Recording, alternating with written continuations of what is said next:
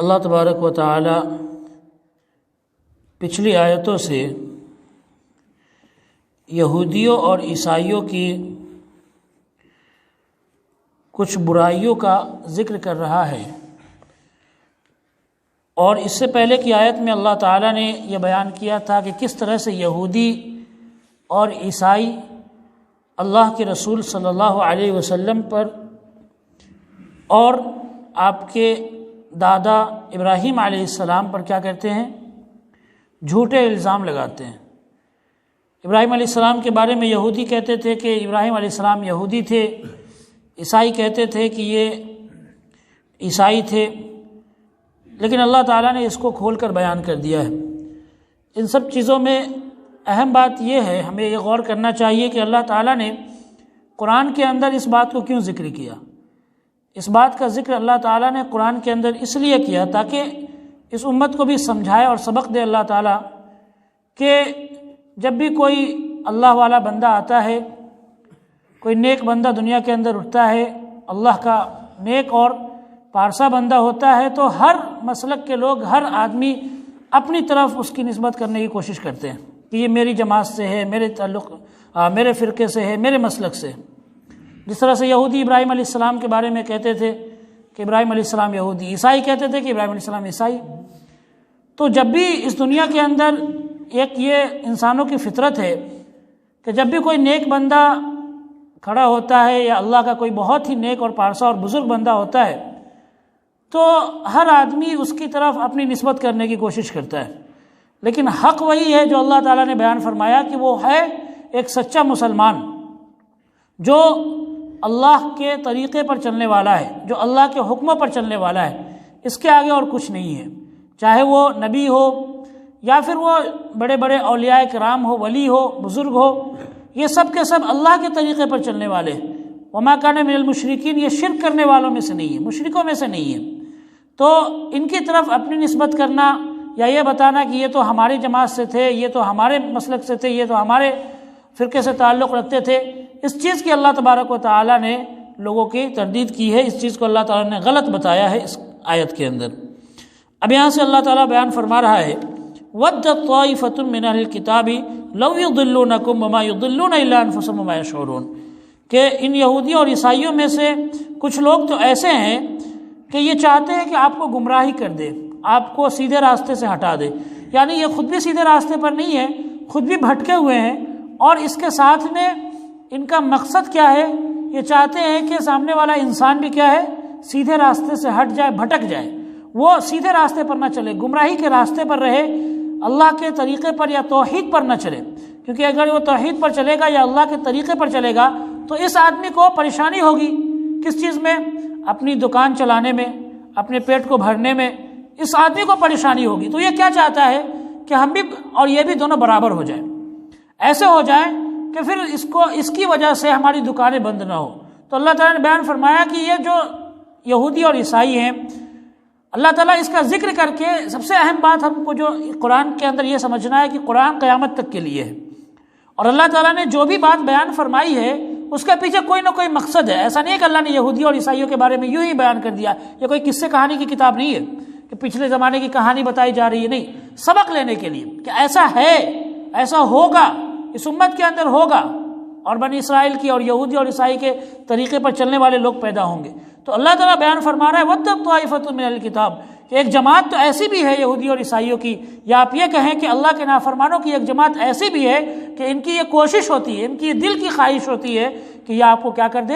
یہ تمام مسلمانوں کو کیا کر دے، حق پر چلنے والوں کو گمراہ کر دے، راستے سے ہٹا دے، بھٹکا دے۔ وَمَا يُضِلُّونَ إِلَّا أَنفُسَهُمْ وَمَا يَشْعُرُونَ لیکن اللہ تعالیٰ فرماتا ہے کہ یہ صرف اپنے آپ کو بھٹکا رہے ہیں، یہ اپنے آپ کو گمراہ کر رہے ہیں، دوسروں کا کوئی نقصان نہیں پہنچا رہے، یہ تو اپنے آپ کو گمراہ کر رہے ہیں۔ وَمَا يَشْعُرُونَ اور ان کی اس کو خبر بھی نہیں ہے،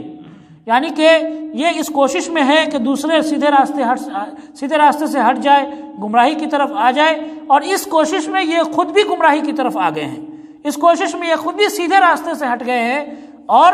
ان کو اس کی خبر بھی نہیں ہے، ان کو اس کا پتہ بھی نہیں ہے کہ یہ کہاں تک پہنچ گئے، جہنم کے کس کنارے تک پہنچ گئے ہیں۔ یا اہل الکتاب لم تکفرون بآیات اللہ وانتم تشہدون، اور اللہ تبارک و تعالی اب اس آیت میں بہت ہی پیار بھرے انداز میں ان کی اتنی ساری غلطیوں کے باوجود، ان کے اتنے سارے جھوٹے الزام کے باوجود، خلیل جو اللہ کا خلیل ہے، سب سے جگری دوست ہے اللہ کا، ابراہیم علیہ السلام، ان پر جھوٹا الزام لگانے کے باوجود اللہ تعالیٰ ان کو سمجھا رہا ہے۔ کیا سمجھا رہا ہے؟ یا اہل الکتاب، کہ اے یہودیوں اور عیسائیوں، لم تکفرون بآیات اللہ، تم اللہ کی آیتوں کا کیوں انکار کرتے ہو؟ وانتم تشہدون، حالانکہ تم خود اس بات کی گواہی دے رہے ہو، تمہاری کتابوں کے اندر اس کی نشانی موجود ہے، اللہ کے رسول صلی اللہ علیہ وسلم کی ساری نشانی تمہارے کتابوں کے اندر موجود ہے، صحابہ کرام کی، حضرت ابوبکر، عمر، عثمان، علی، ان کی نشانیاں تمہاری کتابوں کے اندر موجود ہے۔ تم کو معلوم ہے کہ محمد صلی اللہ علیہ وسلم کہاں پیدا ہوں گے، کس زمین پر پیدا ہوں گے، کس خاندان سے پیدا ہوں گے، یہ ساری چیزیں تمہاری کتابوں کے اندر لکھی ہوئی ہے۔ جو نبی آئے تمہارے پاس میں، اس نبی نے بالکل ہی تمہارے سامنے ساری نشانیوں کو کھول کر رکھ دیا تھا کہ ایک نبی پیدا ہونے والا ہے۔ وہ نبی چھپانے کے لیے نہیں آیا، جیسے اللہ کے رسول صلی اللہ علیہ وسلم آخری نبی ہے، اور آپ نے ایک جگہ نہیں، بار بار یہ بات فرمائی کہ میرے بعد کوئی نبی نہیں آنے والا ہے۔ اگر کوئی آنے والا ہوتا تو اللہ کے رسول صلی اللہ علیہ وسلم بھی اس کی پوری نشانی بتاتے۔ یہ ہر نبی کی ذمہ داری ہوتی ہے کہ اپنے بعد آنے والے نبی کی ساری نشانیوں کو بتائے، ساری چیزوں کو بتائے۔ تو اللہ تبارک و تعالیٰ نے ان کتابوں کے اندر جو پہلے اتری، توریت کے اندر، انجیل کے اندر، ساری نشانیوں کو کھول کر رکھ دیا اللہ تعالیٰ نے۔ پھر تم کیوں ان کا انکار کر رہے ہو، حالانکہ تم خود اس بات کے گواہ ہو کہ ہاں یہ نشانی اس کے اندر موجود ہے۔ اب یہاں سے اللہ تعالیٰ فرماتا ہے، یا اہل الکتاب لم تلبسون الحق بالباطل وتکتمون الحق وانتم تعلمون۔ اور اللہ تعالیٰ بہت پیار بھرے انداز میں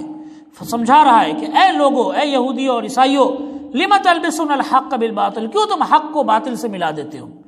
غلط کو حق کو غلط سے ملا دیتے ہو، آپس میں ایسے غلط ملت کر دیتے ہو کہ لوگوں کے لیے کنفیوژن ہو جاتا ہے، سمجھنا دشوار ہو جاتا ہے۔ تم نے خود کیا کر دیا ہے، دین کو جان بوجھ کر تم نے کیا کر دیا ہے، مشکل بنا دیا ہے۔ اسلام کو، شریعت کو تم نے جان بوجھ کر، یا قرآن کو جان بوجھ کر تم نے مشکل بنا دیا ہے۔ حق اور باطل کو ایسا ملا دیا کہ سامنے والا یہ سمجھے کہ یہ تو ہمارے سمجھ کی بات ہی نہیں ہے، یہ تو بڑے بڑے مولوی ہی سمجھ سکتے ہیں، بڑے بڑے علماء ہی سمجھ سکتے ہیں۔ تو یہ تم کیوں کر رہے ہو، کیوں تم حق کو باطل سے ملا رہے ہو؟ وَتَكْتُمُونَ الْحَقَّ وَأَنْتُمْ تَعْلَمُونَ، اور جب حق اور باطل کو تم ملاتے ہو تو پھر حق کو چھپا دیتے ہو، حق کو تم چھپا دیتے ہو، حق بات نہیں بتاتے۔ اصل جو بات ہے، اصل جو اللہ کا حکم ہے، اس کو تو تم چھپا دیتے ہو، اور جو اس میں تم نے باطل بات ملائی ہے اس کو تم بتاتے ہو۔ وَأَنْتُمْ تَعْلَمُونَ، حالانکہ تم کو اس بات کی جانکاری ہے، اس بات کی پوری خبر ہے۔ تو یہ اللہ تبارک و تعالیٰ کی طرف سے بہت بڑی وعید ہے ایسے لوگوں کے لیے جو حق اور باطل کو ملا دیتے ہیں اور پھر حق کو چھپاتے ہیں۔ اور میں نے بتایا تھا، اللہ کے رسول صلی اللہ علیہ وسلم نے ایک حدیث میں فرمایا کہ جس شخص کو اللہ تبارک و تعالیٰ نے علم دیا اور اس کے بعد اس نے اس علم کو، اس جانکاری کو چھپایا، تو اللہ تبارک و تعالیٰ قیامت کے دن اس کو آگ کا پٹا پہنائے گا، آگ کا لگام اللہ تبارک و تعالیٰ اس کے گلے میں ڈالے گا۔ کس آدمی کو؟ جو آدمی حق کو جانتا ہے، یا کوئی بھی علم ہے اس کے پاس، اور اس علم کو وہ بانٹ نہیں رہا ہے، اس علم کو وہ چھپا رہا ہے، اس علم کو لوگوں میں پھیلا نہیں رہا ہے، حق بات لوگوں سے چھپا رہا ہے۔ تو ایسے لوگ دنیا کے اندر بڑے ہی عزت والے کیوں نہ ہو جائے، دنیا کے اندر لوگ ان کو سروں پر کیوں نہ بیٹھا لے، لیکن آخرت میں اللہ تبارک و تعالیٰ اس کا سواگت کس طرح کرے گا کہ اس کے گلے میں آگ کا مالا یا آگ کا لگام یا آگ کی پٹی پہنائی جائے گی۔ یہ اللہ تبارک و تعالیٰ نے عذاب رکھا ہے، کن کا؟ ان لوگوں کا جو حق کو چھپاتے ہیں۔ تو یہ سب سے بڑا جرم ہے، سب سے بڑا جرم ہے، قتل سے، چوری سے، زنا سے، شرک سے سب سے بڑا جرم جو ہے وہ کیا ہے؟ سب سے بڑا گناہ کیا ہے؟ حق کو چھپانا۔ کیوں؟ اس کی وجہ سے لوگ شرک کی طرف جائیں گے، اس کی وجہ سے لوگ زنا کی طرف جائیں گے، اس کی وجہ سے لوگ چوری کی طرف جائیں گے۔ جس کو حق نہیں معلوم وہی تو چوری کرے گا، جس کو حق نہیں معلوم وہی تو یہ آدمی حق کو چھپا کر کیا کر رہا ہے؟ لاکھوں لوگوں کے گناہ میں پڑنے کا ذریعہ بن رہا ہے۔ تو ایسے آدمی کے لیے کتنا خطرناک عذاب ہے۔ اسی لیے اللہ کے رسول صلی اللہ علیہ وسلم نے فرمایا کہ جہنم کے اندر ایک ایسی جگہ ہے جس سے خود جہنم روزانہ 70 مرتبہ پناہ مانگتی ہے۔ وہ ان علماء کے لیے جو برے علماء ہیں، جو حق کو چھپانے والے ہیں، ان کے لیے وہ جگہ جہنم کے اندر بنائی گئی ہے۔ اس جگہ سے جو جہنم ہے، وہ جہنم خود روزانہ 70 مرتبہ پناہ مانگتی ہے۔ ایسی خطرناک جگہ اللہ تبارک و تعالیٰ نے بنائی ہے، کس کے لیے؟ حق کے چھپانے والے علماء کے لیے۔ تو اللہ تعالیٰ فرماتا ہے اے اہل کتاب، اے کتاب کے جاننے والوں، کتاب کو پڑھنے والوں، قرآن اور حدیث کو پڑھنے والوں، لِمَ تَلْبِسُونَ الْحَقَّ بِالْبَاطِلِ، کیوں حق اور باطل کو ملا کر پیش کرتے ہو؟ حق بات بتاؤ، جو صحیح بات ہے قرآن کے اندر اور حدیث کے اندر، جو حق بات آئی ہے اس کو پیش کر دو، اس بات کو تم سامنے رکھ دو۔ لوگوں کو ماننا ہوگا، مانیں گے، نہیں ماننا ہوگا ان کے اوپر ہے، لیکن تمہارا جو کام ہے وہ تو کرو۔ تم حق اور باطل کو ملا کیوں دیتے ہو آپس میں؟ وَتَكْتُمُونَ الْحَقَّ، اور پھر حق کو چھپا بھی دیتے ہو، حق کو چھپا دیتے ہو، وَأَنْتُمْ تَعْلَمُونَ، تم کو معلوم ہے۔ علم ہونے کے باوجود حق کو چھپانا یہ بہت بڑا جرم ہے، بہت بڑا گناہ ہے کہ کوئی آدمی جانکار ہے، کسی چیز کی جانکاری ہے اس کے پاس بھی، اور وہ کیا کرے؟ اس کو چھپائے۔ وَقَالَ طَائِفَةٌ مِّنَ الْكِتَابِ آمِنُوا بِالَّذِي أُنزِلَ عَلَى الَّذِينَ آمَنُوا وَجْهَ النَّهَارِ، اور اللہ تعالیٰ نے اس آیت میں ایک اور ان کی بیماری کا ذکر کیا، یہودیوں کی، ان کی ایک اور برائی کا ذکر کیا ہے، اور یہ برائی ہمارے ہاں، ہمارے سماج میں اور بھی زیادہ ہے۔ اس لیے کہ اللہ کے رسول صلی اللہ علیہ وسلم نے پہلے ہی پیشن گوئی کر دی تھی کہ تم لوگ یہودیوں اور عیسائیوں کے طریقے پر چلو گے، اگر ان میں سے کوئی سانپ کے بل میں گیا ہوگا تو تم جاؤ گے، یعنی اس طرح سے تم ان کے پیچھے پیچھے چلو گے۔ ان کے نقش قدم جو ہوتا ہے نا، نقش قدم کس کو کہتے ہیں؟ قدم کے نشان پر چلنا۔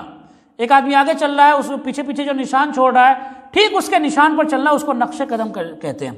تو اسی طرح سے اللہ کے رسول صلی اللہ علیہ وسلم نے فرمایا تھا کہ تم یہودی اور عیسائیوں کے نقش قدم پر چلو گے، ان کے پیچھے پیچھے چلو گے۔ وہ برائی کیا ہے؟ اللہ تعالیٰ نے بیان فرمایا وَقَالَتْ طَائِفَةٌ مِّنْ أَهْلِ الْكِتَابِ، اور یہودیوں کی ایک جماعت یا عیسائیوں کی ایک جماعت نے کیا کہا ہے؟ آمنوا بالذی انزل علی الذین آمنوا، کہ تم لوگ ایمان لے آؤ ان چیزوں پر جو محمد پر اتارا گیا ہے، ان پر تم ایمان لے آؤ، وجہ النہار، دن کے شروع میں،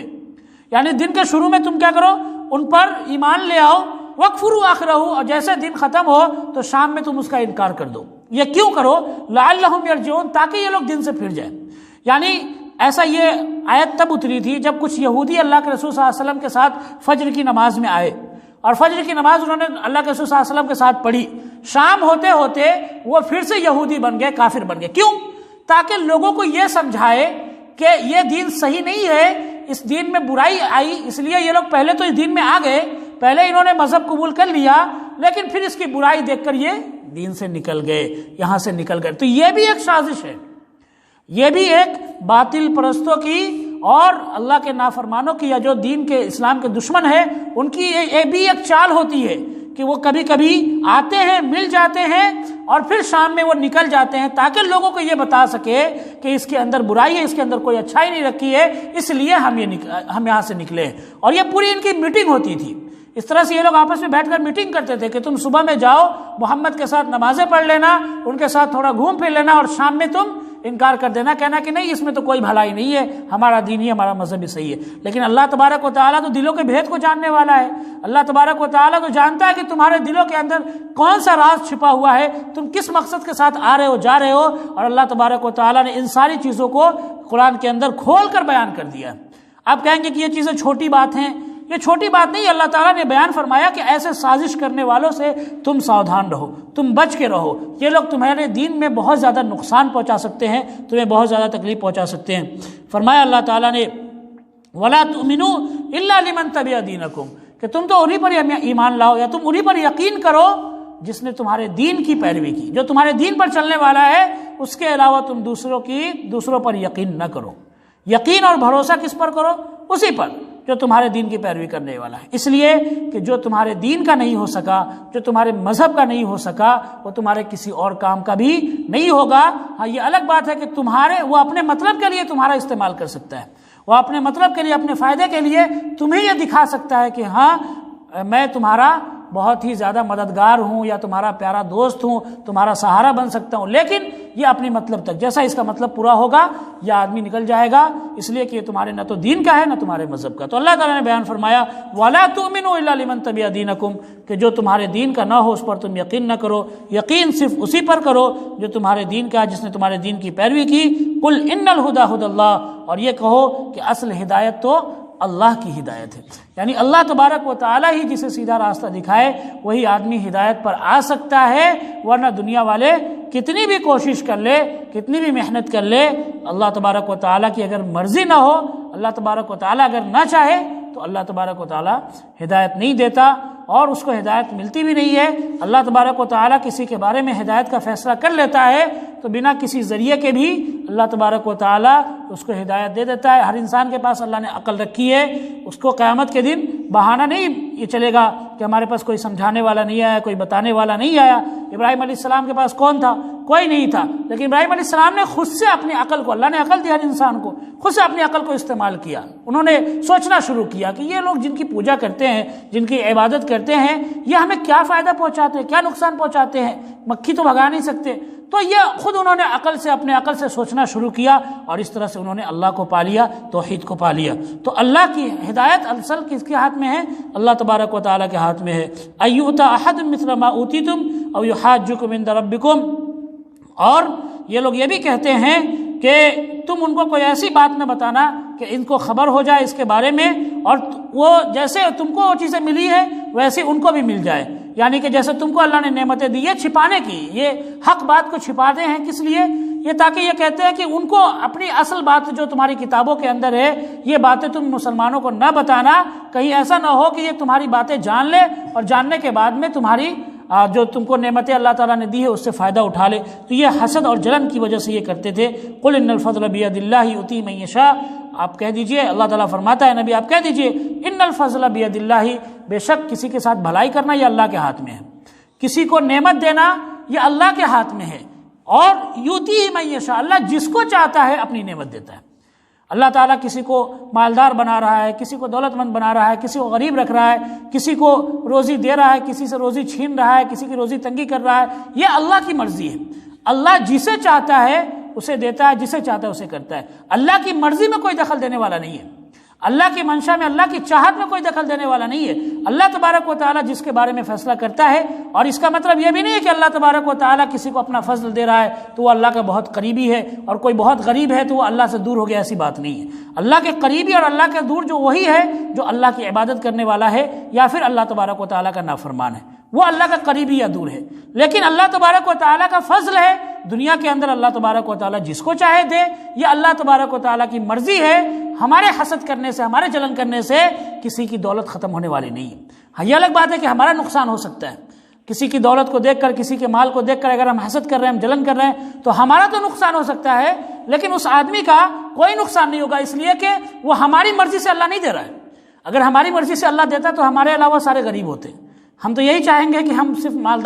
مالدار میں رہوں، باقی سب کے سب فقیر رہیں، سب میرے آگے، تو ہماری مرضی نہیں ہے، یہ مرضی اللہ کی ہے۔ تو ہمارے حسد، ہمارے جلن کرنے سے کسی کی دولت کم نہیں ہونے والی ہے، اس لیے کہ اللہ ہمارے حساب سے اللہ تعالیٰ کسی کو نہیں دیتا۔ اللہ تبارک و تعالیٰ اپنی مرضی سے جس کو چاہتا ہے اس کو دیتا ہے، اور یہی ہمارا یقین اور یہی ہمارا عقیدہ ہونا چاہیے کہ یہ اللہ کا فضل ہے، یہ اللہ کی مرضی ہے۔ تو اللہ کی مرضی ہے، جس کو چاہے اللہ تبارک و تعالیٰ دے، اور جس کو دے اللہ تبارک و تعالیٰ اس کو اس پر گھمنڈ بھی، تکبر بھی نہیں ہونا چاہیے، کیونکہ یہ اللہ کی مرضی ہے، یہ ہماری محنت کا نتیجہ نہیں ہے۔ بہت سارے لوگ ہیں دن رات محنت کرتے ہیں لیکن ان کے پاس کچھ نہیں ہے، بہت سارے لوگ ہیں کچھ نہیں محنت کرتے لیکن اللہ نے بہت دے رکھا ہے۔ تو یہ اللہ کی مرضی ہے، نہ تو جس کو نہیں ملا ہے وہ نہ تو حسد کرے، اور نہ جس کو ملا ہے وہ اس پر تکبر اور گھمنڈ کرے۔ فرمایا اللہ تعالیٰ نے واللہ واسع علیم، اور اللہ تبارک و تعالیٰ بہت زیادہ دینے والا اور بہت زیادہ جانکار ہے، اللہ کے پاس بہت زیادہ علم ہے۔ یختص برحمتہ من یشاء واللہ ذو الفضل العظیم، اللہ جس کو چاہتا ہے اپنی رحمت خاص دیتا ہے، خاص رحمت سے نوازتا ہے، اسپیشل اللہ تعالیٰ جس کو چاہتا ہے رحمت سے نوازتا ہے۔ واللہ ذو الفضل العظیم، اور اللہ تعالیٰ بہت زیادہ احسان کرنے والا ہے، لوگوں پر بہت کرم کرنے والا ہے۔ اللہ تعالیٰ سے دعا ہے کہ اللہ ہم سب کو کہنے سننے سے زیادہ عمل کرنے کی توفیق عطا فرمائے۔ آخر دعوانا الحمدللہ رب العالمین۔